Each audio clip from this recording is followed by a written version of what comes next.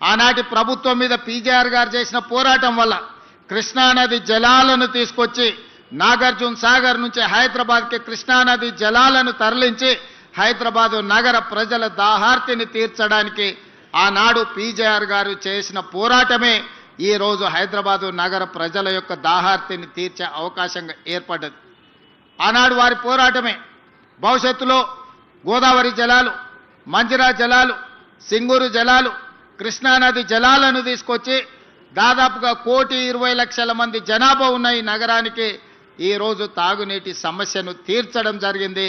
దానికి ప్రతి పేదవాడు ఇవాళ నగరంలో ఎవరైతే సురక్షితమైన మంచినీటిని తాగుతున్నారో వాళ్ళందరూ కూడా పీజేఆర్ గారిని గుర్తు చేసుకొని స్మరించుకోవాల్సిన సందర్భం. అదేవిధంగా ఖైరతాబాద్ శాసనసభ నియోజకవర్గం అంటే ఆనాడు దేశంలోనే పేరెన్నికగానే, నాకు తెలిసి దేశంలోనే అత్యధిక జనాభా, అత్యధిక ఓటర్లు ఉన్న శాసనసభ నియోజకవర్గం కింద ఆనాడు ఖైరతాబాద్ శాసనసభ నియోజకవర్గం ఉన్నది. 2004 ఎన్నికల సందర్భంగా నాకు తెలిసినంత వరకు ఖైరతాబాద్ శాసనసభ నియోజకవర్గం 7.5 లక్షల ఓట్లతోని ఆనాడు ఖైరతాబాద్ నియోజకవర్గం ఉన్నది. అయితే ఈరోజు హైటెక్ సిటీగా మనం చెప్పుకునే ఈ ప్రాంతం అభివృద్ధి పదం వైపు నడిచి ప్రపంచ దిగ్గజ కంపెనీలకు ఇవాళ వేదికైన ఈ షేర్లింగంపల్లి, గచ్చిబౌలి ప్రాంతం ఆనాడు ఖైరతాబాద్ శాసనసభ నియోజకవర్గంలో ఒక భాగమే అన్న సంగతి ఇవాళ మనం అందరం గుర్తు చేసుకోవాల్సిన అవసరం ఉన్నది. మిత్రులారా, ఈరోజు మనం హైటెక్ సిటీ అని పిలిచే ఈ హైటెక్ సిటీ 1992లో పీజేఆర్ గారు మంత్రి ఉన్నప్పుడు, నేదురుమల్లి జనార్దన్ రెడ్డి గారు ముఖ్యమంత్రిగా ఉన్నప్పుడు, పెద్దలు పివి నరసింహారావు గారు ప్రధానమంత్రిగా దేశానికి సేవలు అందించినప్పుడు రాజీవ్ గాంధీ టెక్నాలజీ పార్కు కింద ఇక్కడ హైటెక్ సిటీకి మొట్టమొదట పునాది రాయేసి ఆనాడు ప్రారంభోత్సవ కార్యక్రమం పి జనార్దన్ రెడ్డి గారి నేతృత్వంలోనే పునాది రాయబడ్డది. ఆ తర్వాత కాలాంతరంలో దాన్ని మహారాష్ట్రకు తరలించాలని కుట్రలు జరిగితే కూడా పీజేఆర్ గారు అడ్డం పడి ఆ హైటెక్ సిటీని ఆనాడు రాజీవ్ గాంధీ టెక్నాలజీ పార్క్గా పిలిచిన ఆ సాంకేతిక నైపుణ్యాన్ని ఇక్కడనే వారు ఆపినారు. ఆ తర్వాత వచ్చిన ఆంధ్రప్రదేశ్ ముఖ్యమంత్రిగా చంద్రబాబు నాయుడు గారు బాధ్యతలు చేపట్టిన తర్వాత 1998లో రాజీవ్ గాంధీ టెక్నాలజీ పార్కును హైటెక్ సిటీగా మార్చి ఆనాటి ప్రధానమంత్రి అటల్ బిహారీ వాజ్పేయి గారిని పిలిపించి పెద్ద ఎత్తున అక్కడ అభివృద్ధి కార్యక్రమాలు తీసుకొచ్చి ఆనాడు సైబరాబాదు ప్రణాళికలు రచించి చంద్రబాబు నాయుడు గారు ఈ ప్రాంతాన్ని అభివృద్ధిని ఇంకొక స్థాయికి తీసుకెళ్లడానికి వారి కృషి చేసిండ్రు. ఆనాడు పివి నరసింహారావు గారు ప్రధానమంత్రిగా ఉన్నప్పుడు, పి జనార్దన్ రెడ్డి, నేదురుమల్లి జనార్దన్ రెడ్డి గారు మంత్రిగా ముఖ్యమంత్రిగా ఉన్నప్పుడు వేసిన శిలాఫలకమే పునాది రాయే ఆ తర్వాత హైటెక్ సిటీగా మారింది. అటల్ బిహారీ వాజ్పేయి, చంద్రబాబు నాయుడు గారి నేతృత్వంలో ఈరోజు ఈ ప్రాంతం అంతా విస్తరించింది. ఇవాళ ఈ ప్రాంతంలో ప్రపంచ దేశాలలో దిగ్గజ కంపెనీలైన అది గూగుల్ కావచ్చు, ఇన్ఫోసిస్, మైక్రోసాఫ్ట్ కావచ్చు, ఇట్లా చెప్పుకుంటూ వెళ్తే 500 ఫార్చ్యూన్ కంపెనీలలో 85 ఫార్చ్యూన్ కంపెనీలు ఇవాళ ఈ ప్రాంతంలో షేర్లింగంపల్లి నియోజకవర్గంలో వాటి కార్యక్రమాలు కొనసాగిస్తున్నాయంటే ఆనాటి ప్రధానమంత్రులు పివి నరసింహారావు గారు, అటల్ బిహారీ వాజ్పేయి గారు తీసుకున్న నిర్ణయమే ఈరోజు ఈ నగరం ఒక మహానగరంగా రాణించడమే కాదు, ప్రపంచ దేశాలలో ఉన్న దిగ్గజ కంపెనీలు ఇవాళ ఈ ప్రాంతానికి వచ్చినాయి. లక్షలాది మంది నిరుద్యోగ యువకులకు ఉద్యోగ ఉపాధి అవకాశాలు కల్పించినాయి. ఇదే కాదు, ఇవాళ ఈ తెలంగాణ ఆర్థిక ఆదాయంలో దాదాపుగా 60-65% నగరం నుంచే ఆదాయం వస్తుంది. ఆ ఆదాయమే ఈరోజు తెలంగాణ రాష్ట్ర అభివృద్ధికి మనం వినియోగించుకుంటున్నాం. మరి అలాంటిది ఈ నగరాన్ని ఇంకా గొప్ప నగరంగా తీర్చిదిద్దాలన్న ఆలోచన మళ్ళీ శ్రీమతి సోనియా గాంధీ గారి నేతృత్వంలో ఏర్పడ్డ తెలంగాణ రాష్ట్రంలో ప్రజాపాలన ఇందిరమ్మ రాజ్యం వచ్చిన తర్వాత 2023 డిసెంబర్ 7 నాడు మళ్ళీ అదే సంకల్పంతో అభివృద్ధి పదం వైపు నడిపించాలని మేము ముందుకు వచ్చినాం. దాంట్లో భాగంగా అరకపూడి గాంధీ గారు కావచ్చు, మహేందర్ రెడ్డి గారు కావచ్చు, గద్వాల విజయలక్ష్మి గారు కావచ్చు, డిప్యూటీ మేయర్ కావచ్చు, లేదా వేదిక మీద ఉన్న చాలా మంది కార్పొరేటర్లు ఈ నగర అభివృద్ధిలో భాగస్వాములం అవుతాం, మీకు అండగా నిలబడతాం, మీరు చేసే ప్రయత్నానికి మేము సంపూర్ణంగా సహకరిస్తామని చెప్పి ఈరోజు ఈ ప్రజాప్రతినిధులందరూ కూడా ముందుకు వచ్చి ప్రభుత్వం చేసే అభివృద్ధి కార్యక్రమాల్లో భాగస్వాములు అవ్వడమే కాదు, వాళ్ళ అనుభవాలను వాళ్ళ సూచనలను ఈరోజు ప్రభుత్వానికి అందిస్తున్నారు. వాళ్ళందరూ అభివృద్ధిలో భాగస్వాములు కావాలి. ఈ నగరం ఒక గొప్ప నగరంగా అభివృద్ధి చెందాలి. ఈ నగరం బెంగళూరుతోనో, ఢిల్లీతోనో, ముంబైతోనో, చెన్నైతోనో పోటీ కాదు. ఈ నగరం న్యూయార్క్తోనో, టోక్యోతోనో, జపాన్తోనో పోటీ పడాలి. సింగపూర్ అంత గొప్పగా ఎదగాలి అని వీళ్ళందరూ ముందుకొచ్చి ఈనాడు ఈ ప్రభుత్వానికి అండగా నిలబడి ముందుకు వెళ్తున్నారు. ఎప్పుడైనా మంచి పనులు చేసేటప్పుడు ఇవాళ వీళ్ళే కాదు, ఆనాడు దేవతలు యజ్ఞాలు చేసినప్పుడు కూడా రాక్షసులు వచ్చి ఆ యజ్ఞానికి భంగం కలిగించడానికి ప్రయత్నం చేసిండ్రు. అంత మాత్రాన దేవతలు చేసే యజ్ఞాన్ని ఎక్కడ వాళ్ళ అవంతరాలు కల్పించిన ఆగిపోలేదు. ఈరోజు ఈ నగరాన్ని ఒక మహానగరంగా న్యూయార్క్, టోక్యో లాంటి నగరాలతో పోటీ పడే విధంగా మేము చేసే అభివృద్ధిలో ఎవరు అడ్డుపడ్డా కూడా అడ్డంకులను తొలగించుకుంటాం, అవాంతరాలను అధిగమిస్తాం. ఈ నగరాన్ని గొప్ప నగరంగా తీర్చిదిద్దడానికి ప్రణాళికలు తీసుకొని తెలంగాణ రైజింగ్ 2047 ప్రణాళికతోని ఈరోజు ముందుకు వెళ్ళాలని మేము నిర్ణయం తీసుకున్నాం. ఇవాళ ఇక్కడున్న ఫ్లోర్ లీడర్ రాజశేఖర రెడ్డి గారు కావచ్చు, మిగతా వాళ్ళందరూ కూడా మన ప్రణాళికల్ని ప్రజలకు తీసుకెళ్ళండి. మీరే ఈ కార్పొరేటర్లు, ఈ జంట నగరాల్లో ఉన్న ఈ శాసనసభ్యులే ప్రజలకు వివరించండి. ఈరోజు ప్రజలకు అభివృద్ధి కావాలి. ప్రజలకు రాజకీయాలతో సంబంధం లేదు. ప్రభుత్వానికి కూడా ఇప్పుడు రాజకీయాలు చేరుకోవాలనుకోవట్లేదు. ఎన్నికలు వచ్చినప్పుడే రాజకీయాలు. ఇప్పుడు అభివృద్ధిని చెయ్యడమే మా బాధ్యతగా భావిస్తున్నాం. అందుకే ఈరోజు ఔటర్ రింగ్ రోడ్డు ఇన్సైడ్ ఏదైతే హైదరాబాద్ నగరం ఉందో కోర్ అర్బన్ రీజన్గా ఇవాళ తీర్చిదిద్దాలని, ఔటర్ రింగ్ రోడ్డు నుంచి ఈరోజు రీజనల్ రింగ్ రోడ్డు దాదాపుగా 363 కిలోమీటర్లతోని రీజనల్ రింగ్ రోడ్డుని ఇవాళ RRRను మనం ప్రణాళిక చేసినాం. అక్కడి వరకు సెమీ అర్బన్ రీజన్గా, రీజనల్ రింగ్ రోడ్డు అవతల మిగతా తెలంగాణ ప్రాంతాన్ని రూరల్ తెలంగాణగా 3 లేయర్లుగా ఈరోజు తెలంగాణ రాష్ట్రాన్ని విభజించాలనుకున్నాం. రాబోయే 100 రోజుల్లో కోర్ అర్బన్ రీజన్కి సంబంధించిన ప్రణాళికలు సిద్ధమవుతున్నాయి. ఆ ప్రణాళికలలో భాగంగా ఈరోజు ఢిల్లీ దేశ రాజధాని, పార్లమెంట్ అక్కడే ఉంది, ప్రధానమంత్రి గారు అక్కడే ఉన్నారు, కేంద్ర మంత్రులంతా అక్కడనే ఉంటారు. కానీ కాలుష్యం పెరిగిపోయి అక్కడ పాఠశాలలకు సెలవులు, పార్లమెంటుకు సెలవులు, ప్రజలు రోడ్ల మీదకి రావడానికి సెలవులు. ఈరోజు ఢిల్లీ నగరంలో నివసించలేని పరిస్థితి వచ్చింది. దీనికి ప్రధానమైన కారణం ఇంత పెద్ద దేశంలో, దేశ రాజధానిలో ప్రజలు నివసించలేని పరిస్థితి వచ్చింది అనంటే ఆనాటి పాలకులు ఢిల్లీ నగరంలో సరైన ప్రణాళికలు రచించకపోవడం వల్ల ఈరోజు విపరీతమైన కాలుష్యం వల్ల ఢిల్లీ నగరంలో నివసించలేని పరిస్థితి. చెన్నైలో వర్షాలు వస్తే లేదా ట్రాఫిక్ సంగతి మీరు చూసారు, చెన్నై వర్షానికి అతలాకుతలం అయిపోతుంది. బెంగళూరు నగరం ఈరోజు ట్రాఫిక్లో చిక్కుకొని ఎయిర్పోర్ట్కు పోవాలంటే నగరంలో నుంచి 6 గంటల ముందు బయలుదేరాల్సిన పరిస్థితి వచ్చింది. మరి ఇవాళ మిత్రులారా, జంట నగరాలలో ఉండే యువకులారా, మీరు ఆలోచన చేయండి. మనం ముంబై నుంచి, చెన్నై నుంచి, ఢిల్లీ నుంచి నేర్చుకోవాల్సిన అవసరం ఉన్నదా లేదా? అక్కడ వస్తున్న అవాంతరాలు, ఉపద్రవాన్ని దృష్టిలో పెట్టుకొని మన నగరానికి ప్రణాళికలు సిద్ధం చేసుకోవాల్సిన అవసరం ఉందా లేదా? ఇంకా రాజకీయాల ముసుగులో ప్రభుత్వం చేసే కార్యక్రమాలను అడ్డుకునే వాళ్ళను క్షమించుకుంటూ పోదామా? మీరు ఒక్కసారి ఆలోచన చేయండి. ప్రజలకు తీర్పు ఇచ్చిండ్రు. 5 సంవత్సరాలు ఎవరు పరిపాలన సాగించాలో ప్రజలు ఆమోదం తెలిపిండ్రు. 5 సంవత్సరాల కోసం ప్రజలు ఎన్నుకున్న ప్రభుత్వాన్ని పని చేయనీయకుండా ప్రతిరోజు కోర్టులో లిటిగేషన్ వేసి పనులు చేస్తున్న వాళ్ళ మీద బురద జల్లి ఈరోజు నగర అభివృద్ధిని అడ్డుకోవాలనే ప్రయత్నం చేస్తున్నారు. ఇవాళ ఫైనాన్షియల్ డిస్ట్రిక్ట్ అభివృద్ధి అయితే దాదాపుగా 10 లక్షల మందికి ఉద్యోగాలు వచ్చినాయి. ఈరోజు ఇక్కడనే దుర్గం చెరువు పక్కన నాలెడ్జ్ పార్క్ వస్తే 5 లక్షల మందికి ఉద్యోగాలు వచ్చినాయి.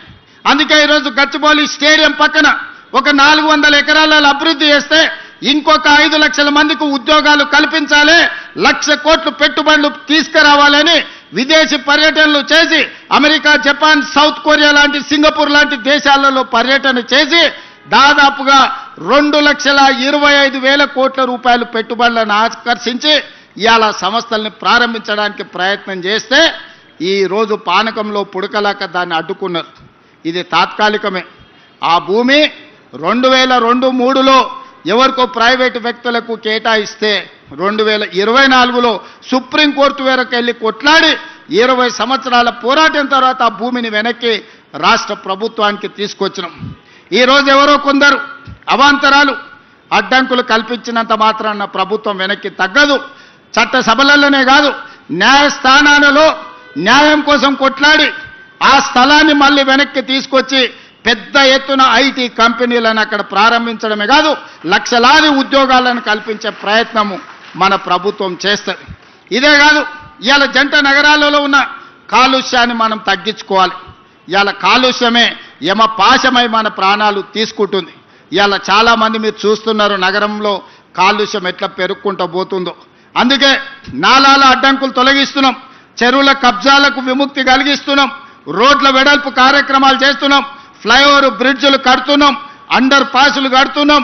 ఈరోజు ఎక్కడ ఏమి కావాలన్నా రాబోయే 100 సంవత్సరాలకు ఈ నగరం ఏ విధంగా ప్రజలకు ఉండాలో ఈరోజు బ్రహ్మాండమైన ప్రణాళికలతో ముందుకు వస్తున్నాం. మా మిత్రులు పొన్నం ప్రభాకర్ గారికి నేను ఆదేశాలు ఇచ్చిన, నగరంలో ఆర్టీసీ బస్సులు, డీజిల్ బస్సులు ఎక్కువ కాలుష్యాన్ని వెదజల్లుతున్నాయి. ఈ నగరంలో 3000 ఆర్టీసీ బస్సులు తిరుగుతున్నాయి. ఈ డీజిల్ 3000 ఆర్టీసీ బస్సులను ఔటర్ రింగ్ రోడ్డు లోపల వద్దు, బయటికి జిల్లాలకు తరలించండి. ఈ నగరంలో మొత్తం 3000 ఎలక్ట్రిక్ వెహికల్స్, ఎలక్ట్రిక్ ఆర్టీసీ బస్సులను మీకు ఇస్తామని చెప్పి కేంద్ర ప్రభుత్వంతో మాట్లాడి రాబోయే సంవత్సరం లోపల నగరంలో మొత్తం డీజిల్ బస్సులను నగరం అవతలికి తరలించడమే కాదు, 3000 ఎలక్ట్రిక్ బస్సులను నగరానికి అందించి కాలుష్యాన్ని తగ్గించే ప్రయత్నం చేస్తాం. ఇదే కాదు, ఈరోజు ఆటోలలో కూడా డీజిల్తో పాటు కిరోసిను లేకపోతే పెట్రోల్తో నడుపుతున్నారు. ఇవి కూడా కాలుష్యం పెంచుతున్నాయి.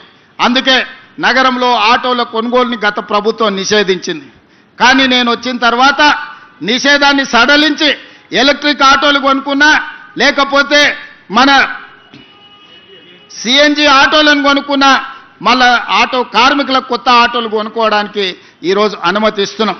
ఇవాళ ఆటో కార్మికులకు నేను విజ్ఞప్తి చేస్తున్నా, మీ డీజిల్ ఆటోలను తీసేయండి, ఎలక్ట్రిక్ ఈవీ ఆటోలు కొనుక్కోండి. ప్రభుత్వం వైపు నుంచి కూడా మీకు సహకారం అందించే బాధ్యత తీసుకోవడం. అదేవిధంగా ఊబర్, ఓలా, ఆర్టీసీ మీ ట్యాక్సీలు నడుపుతున్న కార్ల వాళ్ళకు కూడా ఈరోజు ఏ కారు కొనుక్కున్నా ₹1 కూడా రిజిస్ట్రేషన్ ఛార్జెస్ వాటి మీద పన్నులు లేవు. ఈరోజు ఎలక్ట్రిక్ వెహికల్స్ ఎవ్వరు కొనుక్కున్నా, అదానీ, అంబానీలు, టాటాలు, బిర్లాలు హైదరాబాద్లో ఎలక్ట్రిక్ వెహికల్ కొనుక్కున్నా వాళ్ళ మీద ₹1 కూడా పన్ను లేదు. 100% పన్ను రద్దు చేసినాం. ఎందుకు అంటే ఈరోజు కిరాయికి నడిచే ఊలా, ఊబరే కాదు, పెద్ద పెద్ద బిర్లాలు, టాటాలు కూడా ఈరోజు ఈ నగర కాలుష్యాన్ని తగ్గించాలంటే పెట్రోల్, డీజిల్ కార్లు కొనొద్దు అని ఈరోజు ఈవీ వెహికల్స్కి ట్యాక్స్ ఫ్రీ చేసినాం. దేశంలో ఎక్కడ లేదు ఈ విధానం. అందుకే ఈరోజు నగరంలో కొనుక్కునే ప్రతి వెహికల్ ఈవీ వెహికల్ కొనుక్కోండి, మీకు ₹1 కూడా పన్ను పడదు. డైరెక్ట్ కారు కొనుక్కొని రిజిస్ట్రేషన్ చేసుకుంటే సరిపోతే మిగతా ఏ పన్నులు కట్టాల్సిన అవసరం లేదు. అదేవిధంగా నాలాలు కబ్జాలు చేసిండ్రు. దాంతో వర్షాలు వచ్చినప్పుడు మురుగునీరుతో పాటు వర్షపు నీళ్ళన్నీ అడ్డం పడుతున్నాయి. ఇవాళ చిన్న వర్షం వస్తే రోడ్ల మీద నడుముల లోతు నీళ్లు నిలబడుతున్నాయి. ఎక్కడికక్కడ చెరువులు కబ్జాయని, నాలాలు కబ్జాయని. మరి నీళ్ళు ఎక్కడికి వెళ్ళాలి? నీళ్లు ఉండాల్సిన ప్రదేశంలో మనం అపార్ట్మెంట్స్ కట్టుకుంటే మనం ఉండాల్సిన ప్రాంతాన్ని నీళ్లు ఆక్రమించుకుంటున్నాయి. నీళ్లు రోడ్ల మీదకి రాలే. నీళ్లు ఉండాల్సిన చెరువులను, కుంటలను, నాలాలను మనం కబ్జా పెట్టుకుంటే ఆ నీళ్లు ఎక్కడికి పోవాలనో తెలవక నగర రోడ్ల మీదకి నీళ్లు వస్తున్నాయి. అందుకే ఈరోజు హైడ్రా ద్వారా అన్యాయంగా ఆక్రమించుకొని ఈ చెరువులలో కడితే వాటిని తొలగించే ప్రయత్నం చేస్తున్నాం. ఆ మధ్యకాలంలో మీరు చూసి ఉంటారు, అక్కినేని నాగార్జున గారు కన్వెన్షన్ విషయంలో ప్రభుత్వం తొలగించింది. తర్వాత నాగార్జున గారు గుర్తించి వారే స్వయంగా ముందుకొచ్చి 2 ఎకరాలు అక్కడ చెరువుకు స్వయంగా వారే నన్ను కలిసి అప్పచెప్పి నగర అభివృద్ధిలో నేను ఒక హీరోగా ముందుంటా, మీరు ఒక మంచి సంకల్పంతో ఈరోజు ఆ చెరువును మీరు అభివృద్ధి చేస్తున్నారని చెప్పి 2 ఎకరాల స్థలాన్ని నాగార్జున గారు వాలంటీర్గా ముందుకొచ్చి ఈరోజు మనకు వారు హ్యాండ్ ఓవర్ చేయడం జరిగింది. ఈరోజు బతుకమ్మ కుంట వి హనుమంతరావు గారు ఎప్పుడు అంబర్పేట చౌరస్తాలో బతుకమ్మ కుంట గురించి 40 ఏళ్ళు కొట్లాడాడు. 40 ఏళ్ళ కేసును హైకోర్టులో కొట్లాడి ఇవాళ బతుకమ్మ కుంటను 6 ఎకరాలు బీఆర్ఎస్ నాయకులు ఆక్రమించుకుంటే ఆ కబ్జా నుంచి విడిపించి ఇవాళ బతుకమ్మ కుంటను తయారు చేస్తున్నాం. వచ్చే బతుకమ్మలు బతుకమ్మ కుంట అంబర్పేటలో మా ఆడబిడ్డలతో ఆడిపించే కార్యక్రమాలు తీసుకెళ్తున్నాం. ఇవాళ మిత్రులారా, కోర్ అర్బన్ రీజన్ కావచ్చు, సెమీ అర్బన్ రీజన్ కావచ్చు, రూరల్ తెలంగాణ కావచ్చు, ఒక ప్రణాళికబద్ధంగా డిసెంబర్ 9 లోపల మన విజన్ డాక్యుమెంట్ను రిలీజ్ చేసి తెలంగాణని 100 సంవత్సరాలకు అవసరమైన అభివృద్ధి కోసం ఈరోజు ప్రణాళికలు చేస్తున్నాం. ఇదే కాదు, అక్కడ ఎయిర్పోర్ట్ ఉంది, ఇక్కడ నగరం ఉంది. కానీ ఎయిర్పోర్ట్కి అవతలి వైపు విశాలమైన లక్షలాది ఎకరాల భూములు ఉన్నాయి. అందుకే అక్కడ 30,000 ఎకరాలల్లా భారత్ ఫ్యూచర్ సిటీ అని ఒక గొప్ప నగరాన్ని నిర్మించాలని ఎయిర్పోర్ట్ నుంచి మెట్రో రైలుతో పాటు పెద్ద హైవే కారిడార్స్ వేసి ఈరోజు ఒక నగరాన్ని మనం నిర్మించుకోబోతున్నాం. ప్రపంచంతోనే పోటీ పడే నగరాన్ని అక్కడ స్పోర్ట్స్ యూనివర్సిటీ, అదేవిధంగా ఆర్టిఫిషియల్ ఇంటెలిజెన్స్కి సంబంధించిన ఇన్వెస్ట్మెంట్స్, అదేవిధంగా ఫార్మా కంపెనీలకు నాన్ పొల్యూటెడ్ ఇండస్ట్రీస్ కోసం, ఐటీ కంపెనీల కోసం, అదేవిధంగా ప్రజలు నివసించడానికి అవసరమైన ఒక్క గొప్ప నగరాన్ని ఈరోజు అక్కడ నిర్మించుకోబోతున్నాం. 30,000 ఎకరాలల్లా దాదాపుగా 20,000 ఎకరాలు ఓపెన్ ఏరియా, ఒక 15,000 ఎకరాలు అయితే మొత్తం ఫారెస్ట్ కిందనే డెవలప్ చేస్తున్నాం. ఎందుకంటే ఈరోజు కాలుష్యం లేని నగరాన్ని నిర్మించాలి, నెట్ జీరో సిటీని నిర్మించాలని 30,000 ఎకరాలల్లా దాదాపుగా 15,000 ఎకరాలను పార్కుల కిందనే వదిలేస్తున్నాం. మిగతా 15,000 ఎకరాలలో రోడ్లు ఇతర అభివృద్ధిని చేసుకుంటూ ఒక గొప్ప నగరానికి ఈరోజు ప్రణాళిక చేస్తున్నాం. ప్రపంచమంతా ఈరోజు భారత్ ఫ్యూచర్ సిటీ వైపు చూస్తుంది. ఆనాడు చంద్రబాబు నాయుడు గారు లేకపోతే ఇతరులు, ఆ తర్వాత రాజశేఖర రెడ్డి గారు ఈ సైబరాబాదును హైటెక్ సిటీ ప్రాంతాన్ని అభివృద్ధి చేస్తామంటే అందరు నవ్విండ్రు. ఇది అయ్యేదేనా? ఔటర్ రింగ్ రోడ్డు వచ్చేదేనా? అంతర్జాతీయ ఎయిర్పోర్టు పూర్తి అయ్యేదేనా అని. కానీ ఇవాళ మిత్రులారా, మీ కల్లారా చూస్తున్నారు ఈ అభివృద్ధిని. ఔటర్ రింగ్ రోడ్డును చూశారు, అంతర్జాతీయ ఎయిర్పోర్టును చూశారు, హైటెక్ సిటీని చూశారు, గచ్చిబౌలి చౌరస్తాను చూశారు. ఒకనాడు ఈ ప్రాంతానికి రావాలంటే 6 తర్వాత ఊరికి పోయినట్టు ఉండేది. ఇవాళ నగరమే ఇక్కడ ఉన్నది, అక్కడున్న నగరం నిద్రపోతుంది 9 తర్వాత. ఇక్కడ 24 గంటలు ఉద్యోగ ఉపాధి అవకాశాలతోని తలతల మెరుస్తుంది. ఈ ప్రాంతం కలకలలాడుతుంది. ఈ ప్రాంతం నుంచే ఈరోజు రాష్ట్రానికి అత్యధికంగా పన్నులు వసూలవుతున్నాయి. ఈ ప్రాంతాన్ని అభివృద్ధి చేయడం మా బాధ్యత. మా మిత్రుడు అరకపూడి గాంధీ గారు ఈ ప్రాంతానికి ఏం ప్రణాళికలు తీసుకొచ్చినా మా కమిషనర్ గారికి, మా హెచ్ఎండిఏ కమిషనర్కు, మున్సిపల్ కమిషనర్కు, ఎంఏయుడి ప్రిన్సిపల్ సెక్రటరీకి, అదేవిధంగా మెట్రో వాటర్ వర్క్స్ వాళ్ళకు ఆదేశాలు ఇచ్చిన ఈ ప్రాంతానికి అవసరమైన నిధులకు మీరు ఎక్కడ కూడా ఆపాల్సిన అవసరం లేదు. ఎందుకంటే ఒకనాటి ఖైరతాబాదు 7 అసెంబ్లీలు అయింది. ఇవాళ Quthbullapur, Cantonment, Kukatpally, Serilingampally, Khairatabad, Jubilee Hills, అంబర్పేటలో కొంత భాగం, ఇవన్నీ ఆనాడు పీజేఆర్ గారు నాయకత్వం వహించిన ఖైరతాబాద్ నియోజకవర్గం 7 అసెంబ్లీలు అయింది. ఇవాళ షేర్లింగం అది 2009లో. మరి 2009కి 2029కి ఒకే రకమైన పోలిక ఉంది. ఆనాడు పీజేఆర్ గారు నాయకత్వం వహించిన ఖైరతాబాద్ 7 అసెంబ్లీలు అయి 7 మందిని ఎమ్మెల్యేలు చేసింది. ఈరోజు మా మిత్రుడు అరకపూడి గాంధీ నాయకత్వం వహించే షేర్లింగంపల్లి కనీసం 4 అసెంబ్లీలు అవుతుంది 29లో. నియోజకవర్గాల పునర్విభజన జరగబోతుంది. నియోజకవర్గాల పునర్విభజన 2029లో జరగబోతుంది. 2009లో ఏ విధంగా అయితే 6-7 మంది కొత్త ఎమ్మెల్యేలను అందించడానికి ఖైరతాబాద్ ఉపయోగపడ్డదో, రేపు ఈ షేర్లింగంపల్లి నియోజకవర్గం కూడా ఈరోజు మిత్రుడు అరకపూడి గాంధీ చేస్తున్న అభివృద్ధి మళ్ళా 4-5 ఎమ్మెల్యేలను కొత్తలను తయారు చేయడానికి ఉపయోగపడుతుంది. తప్పకుండా ఈ ప్రాంతాన్ని అభివృద్ధి చేస్తాం. ఆనాడు అన్ని సీట్లను అరకపూడి గాంధీ గెలిపించే బాధ్యత ఆయనదే. ఎందుకంటే ఆయన అడిగిన అన్ని నిధులు ఈరోజు మేము ఇస్తున్నాం. ఈరోజు పీజేఆర్ గారు పేరు పెట్టడానికి కారణం ఉంది. ఆ హైటెక్ సిటీ రావడానికి పీజేఆర్ కారణం. ఈ ప్రాంతం అభివృద్ధి చెందడానికి పీజేఆర్ గారు కారణం. ఈ ప్రాంతంలో లక్షలాది మంది ఇతర ప్రాంతాల నుంచి వచ్చిన వాళ్లకు ఒక నమ్మకం కలిగించింది పీజేఆర్. అందుకే వారి పేరు పెట్టడం సముచితం అని చెప్పి ఒక గొప్ప నాయకుడిని స్ఫూర్తిగా తీసుకొని ఇవాళ ఈ మన ఫ్లైఓవర్కి పేరు పెట్టుకున్నాం. రేపు పొద్దుగాల షేర్లింగంపల్లిలో జరిగే అభివృద్ధి రాష్ట్రానికి ఆదర్శంగా ఉండాలి. వేదిక మీద ఉన్న మా చాలా మంది నాయకులు ఉన్నారు, యువమిత్రులు ఉన్నారు. ఎమ్మెల్యేలు అవుదామని వాళ్ళందరూ ఆలోచన చేస్తున్నారు. మరి మీ అందరికీ అవకాశాలు రావాలంటే మీరు అరికపూడి గాంధీతో పాటు ఈ అభివృద్ధిలో ఈ వేగాన్ని ముందుకు తీసుకెళ్ళడానికి మీరు అందరు కలిసి పనిచేయాలి. చిన్న చిన్న విషయాలు ఎక్కడైనా ఉంటాయి, కుటుంబంలో కూడా కొన్ని భిన్నాభిప్రాయాలు ఉంటాయి. భిన్నాభిప్రాయాలు భేదాభిప్రాయాలు కాదు. మీ అందరినీ కాపాడుకునే బాధ్యత మిత్రుడు శ్రీధర్ బాబు గారిది. ఎందుకంటే వారికి చతురత తెలుసు, రాజకీయ వ్యూహం తెలుసు. పివి నరసింహారావు గారు ప్రాతినిధ్యం వహించిన మంతనికి వారు ఎమ్మెల్యే. మొదట పివి నరసింహారావు గారు, ఆ తర్వాత శ్రీపాదరావు గారు, ఆ తర్వాత శ్రీధర్ బాబు గారు మంతని నుంచి రాష్ట్రానికి దేశానికి సేవలు అందించారు. మరి వారి నుంచి వారు ఎంతైనా నేర్చుకొని ఉంటారు కదా. అందుకే రంగారెడ్డి జిల్లాకు వారిని ఇన్ఛార్జ్ మంత్రిగా ఈరోజు నియమించినాం. షేర్లింగంపల్లిలో ఏ సమస్య ఉన్నా మీరు వారి దగ్గరికి వెళ్ళి కూర్చోండి, వారి పరిష్కరిస్తారు. ఈ ప్రాంత అభివృద్ధి నిధుల కోసం ఏమున్నా వారు ఎండార్స్ చేసిందంటే ఒక్క నిమిషం ఆపుకుంటా మంజూరు చేసే బాధ్యత నాది. అందుకే మిత్రులారా, మీరందరూ అభివృద్ధిలో భాగస్వాములు కాండి. మీ రాజకీయ భవిష్యత్తుకు నాది పూచి. ఎవరికైనా ఏదైనా చెప్తే 100% అమలు చేసే వరకు గుర్తు పెట్టుకొని దాన్ని అమలు చేసే బాధ్యత నాది. ఎందుకు అంటే ఆనాడు కొడంగల్లో ఓడిపోయి హైదరాబాద్కు వచ్చినప్పుడు మల్కాజ్గిరి పార్లమెంట్లో, దేశానికి పెద్ద పార్లమెంట్ అయిన మల్కాజ్గిరి నుంచి నన్ను గెలిపించి పార్లమెంటుకు పంపించారు.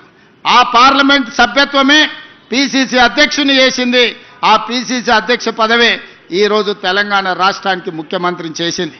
కాబట్టి నగర అభివృద్ధిలో ఎంత చేసినా కూడా తక్కువనే. ఈ నగర అభివృద్ధి కోసం సంపూర్ణంగా సహకరించి, నగర అభివృద్ధి మీద నాకు సంపూర్ణమైన అవగాహన ఉంది. ఎందుకంటే 45 సంవత్సరాల నుంచి ఈ నగరంలోనే పెరిగిన నేను. చాలామంది అనుకుంటున్నారు గ్రామీణ ప్రాంతం నుంచి వచ్చాను. గ్రామీణ ప్రాంతం నుంచే వచ్చినా కానీ నేను కూడా మీలాక నగరానికి వచ్చిన. నేను ఇక్కడ డిగ్రీ చదువుకున్నా, ఇక్కడనే వ్యాపారం చేసిన, ఇక్కడి నుంచే రాజకీయానికి మళ్ళీ గ్రామానికి వెళ్ళిన. ఈరోజు నాకు గ్రామం ఎట్లుంటుందో తెలుసు, పట్టణం ఎట్లుంటుందో తెలుసు, పెద్ద నగరం ఎట్లుంటుందో తెలుసు. వీటన్నిటిని ప్రణాళికబద్ధంగా ప్రపంచంతో పోటీ పడే విధంగా మన రాష్ట్రాన్ని అభివృద్ధి చేయాలనుకుంటున్నాం. మనం ఎవ్వరికి పోటీ కాదు, మనం ప్రపంచంతోనే పోటీ పడదాం. ఆనాడు జైపాల్ రెడ్డి గారు మెట్రో ఇచ్చిండ్రు మనకు. ఈరోజు నగరంలో ఉన్న మెట్రో ఆనాడు జైపాల్ రెడ్డి గారు మనకిచ్చింది, మన్మోహన్ సింగ్ గారు ఉన్నప్పుడు ఇచ్చింది.